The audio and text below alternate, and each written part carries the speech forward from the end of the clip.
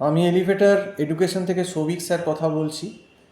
যারা এবছর এমবিএতে ম্যাকআউটে 2025-এ অ্যাডমিশান নিয়েছো তাদেরকে বলে রাখি যে দুয়ারে এক্সাম এসে গেছে। কারণ তোমাদের এক্সাম যদিও একটা টেন্টেটিভ ডেট নভেম্বরের 28 থেকে দেওয়া রয়েছে, কিন্তু আমি যদি ধরেও নিই যে ডিসেম্বরে পরীক্ষা না হয় জানুয়ারিতে ফার্স্ট উইকেও তোমার এক্সাম হলো, তাহলে দেখো অলরেডি জুলাই মাস প্রায় শেষ হয়ে গেল। আর কটা দিন মাত্র জুলাইয়ের বাকি আছে, জুলাই বাদই দাও। তাহলে আগস্ট, সেপ্টেম্বর, অক্টোবর, নভেম্বর, আমি ডিসেম্বরই ধরলাম তাহলে আর 5 মাসের ভেতর জানুয়ারির ফার্স্ট উইক থেকে যদি তোমাদের 2026-এর ফার্স্ট সেমিস্টার হয়, জানুয়ারির ফার্স্ট উইক থেকে আগেরবার যেমন হয়েছিল, তাহলে আর 5 মাস। এবার এই 5 মাসও পুরো নয়, কেন না এই 5 মাসের ভেতর কিন্তু আবার দুর্গা পুজো, তারপর মানে মহালয়া থাকবে, দুর্গা পুজো, লক্ষ্মী পুজো, কালী পুজো, ভাইফোঁটা, এরকম বিভিন্ন অকেশান কিন্তু থাকবে। তো তাতেই কিন্তু গোটা 20-22 দিন কিন্তু তোমাদের এমনিই যাবে, দেখবে পড়াশুনো হবে না। তাহলে যদি হিসেব করো মেরে কেটে হয়তো 120 দিন, 4 মাস কিন্তু অ্যাকচুয়ালি তোমরা সময় পাচ্ছ। এবং এমবিএ ফার্স্ট সেমিস্টারের যা সিলেবাস, তাতে এই 4 মাসে কিছুই হবে না। আমি জানি যে অনেক কলেজ হয়তো ম্যাকআউটের এখনও খোলেনি, হয়তো কোনো কলেজ দেখবে আগস্টের মিডিল, কেউ আগস্টের লাস্ট, কেউ সেপ্টেম্বরের ফার্স্ট, এইরকম কলেজ খুলবে। কিন্তু কলেজ খুললে কি হবে?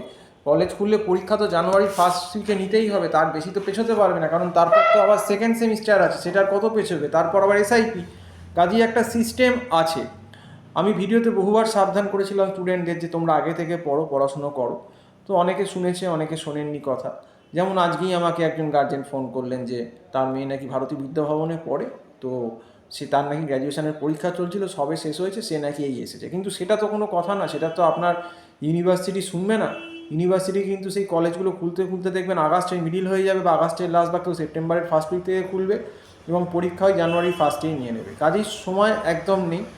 এবং এমবিএ ফার্স্ট সেমিস্টারের যা ভয়ানক সিলেবাস, তাতে যে আপনার মাইক্রো ইকোনমিক্স, ম্যাক্রো ইকোনমিক্স, ইকোনমিক্সের মধ্যে মাইক্রো এবং ম্যাক্রো ইকোনমিক্স দুটো 100 প্রায় 200 নম্বরের সমতুল্য পেপার ঢুকিয়ে 100 নম্বর করে দিয়েছে, বানানো হয়েছে। এবং এই বিজনেস স্ট্যাটিস্টিক্স অ্যান্ড রিসার্চ মেথোলজির ভেতর স্ট্যাট 1, স্ট্যাট 2, তার সঙ্গে রিসার্চ মেথোলজি, একটা হিউজ সিলেবাস। তার সঙ্গে আবার অ্যাকাউন্টস আছে, যাদের আবার অ্যাকাউন্টস ব্যাকগ্রাউন্ড নেই তাদেরও মুশকিল। তো এই জিনিসটা আমি প্রায় মার্চ মাস থেকে সবাইকে ওয়ার্ন করছি, 2025-এ ফেব্রুয়ারি মার্চ থেকে, যে তোমরা যারা 2025-এ এমবিএ দেবে, আমি প্রত্যেক বছরই করি। এবার আমার কথা শুনে কিছু স্টুডেন্ট সিরিয়াস হয়েছে, তারা হয়তো গাইড নিয়েছে, যেমন আমার এখানে অনেকেই গাইড নিয়েছে, কেউ হয়তো অন্য কোথাও আমাদের কথা শুনে গাইড নিয়েছে, কিন্তু নিয়েছে।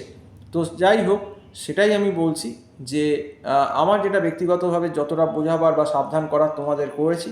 কিন্তু এবার যে কথা শুনেছে এবং কথা শুনেনি, যে পরীক্ষার হলে গিয়েই এবার আস্তে আস্তে ব্যাপারটা ফেস করবে। যখন পরীক্ষার হলে সে ফার্স্ট সেমে পরীক্ষা দিতে যাবে, তখন বুঝতে পারবে যে আমার কথাগুলো আমি বাজে কথা বলেছিলাম কি ঠিক কথা বলেছিলাম, সেটা তখন জাজমেন্টটা হয়ে যাবে। এবং আবারও বলে দিচ্ছি, এবারে কিন্তু আস্তে আস্তে দুয়ারে এক্সাম চলে আসছে। বিয়ে আবার সাবধান হয়ে যাও, এখন থেকে কোনোভাবে বাঁচার জন্য পড়ো, নইলে কিন্তু খুব বিপদ। আজকে যদি বলেই শেষ করছি, নমস্কার।